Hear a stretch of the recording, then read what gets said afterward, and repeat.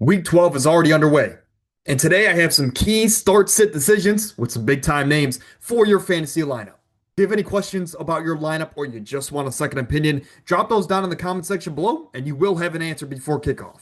Now, last week wasn't great. We were 3-3, missing on a lot of our starts, but our sits and one of our starts came through.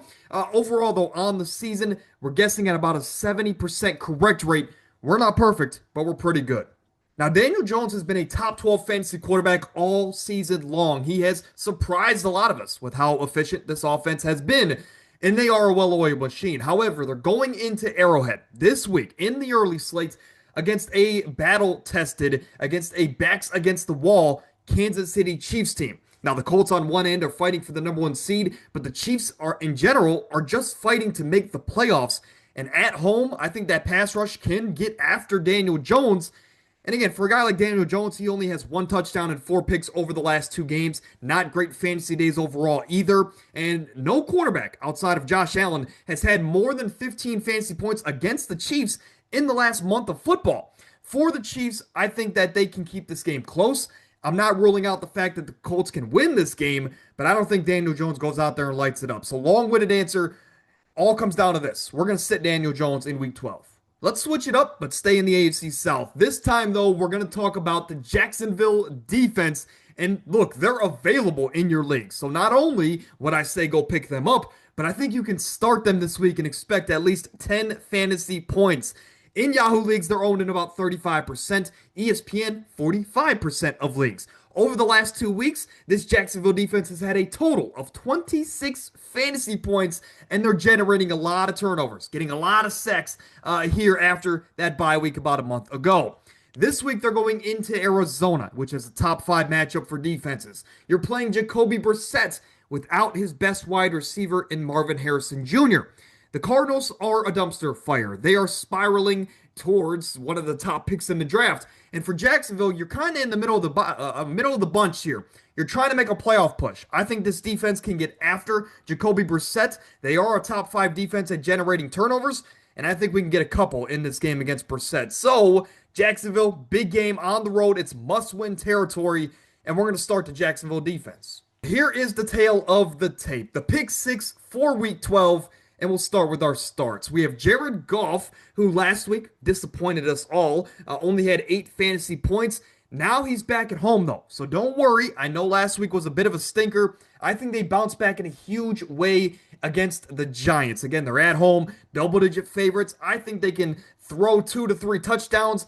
And for Jared Goff with Dan Campbell, they're trying to make a push for the number one seed in the conference. And in order for that to happen, they need to win these games. And really just, they need a statement game. We haven't had that Lions statement victory. And with all the media noise around Dan Campbell saying they haven't played their best football, I'm expecting that this week. So Jared Goff should be a top 10 quarterback this week in fantasy. Ken Walker of the Seattle Seahawks, they are big favorites in their matchup. And last week, Ken Walker commanded this backfield as week after week since their bye, Zach Charbonnet has been getting less and less touches week by week. I know Ken Walker's a headache. I know he is inconsistent as can be, but this week I love his matchup, and I say we throw him into our lineups expecting anywhere from 12 to 15 fantasy points. Now, Travis Etienne, it's a lot of the same, man. I'm all over Jacksonville, as you can tell. I think that, last week, San Francisco had over 170 rushing yards as a team against the Arizona Cardinals. This week, I think Jacksonville gets up early. I think their defense controls the game. And Travis Etienne, whether on the air or through the ground game, will have a big fantasy day. So expect double-digit points from Etienne as well. We talked about Daniel Jones. We talked about the Jacksonville defense. And here might be my hot take of the week. T. Higgins. There's no Jamar Chase in this matchup. You have Joe Flacco as your quarterback, and you're at home against a New England team that at some point you would think is due for regression. However, there's a guy by the name of Christian Gonzalez. Of course, many of you know who he is, but he's one of the league's best corners. And in the 3 years that he's been in the league, he has a whole catalog of shutting down big-time wide receivers. Long story short, I think he's going to shadow T. Higgins in this matchup, and I think T. Higgins is going to have a worse day than people can imagine when no Jamar Chase in the lineup. So those are my 6 picks on the week. Again, 46 and 20 on the season. 70%. We're not perfect, but we're pretty good. But before we get out of here, just a couple quick things I just want to say. We're on the road to 17,500 subscribers, and we're this close. We can't get there without you. So if you made it to this point in the video and you enjoyed, go down the comment section and hit that subscribe button. It's a free button, big red button. You can't miss it. But it doesn't cost you anything. And we drop fantasy content like this all the time on this channel, as we've been doing for over 3 years now. And also, most importantly, if you have any questions about your lineup or you just want a second opinion, go in the comment section below, drop that comment, and you will have an answer before kickoff.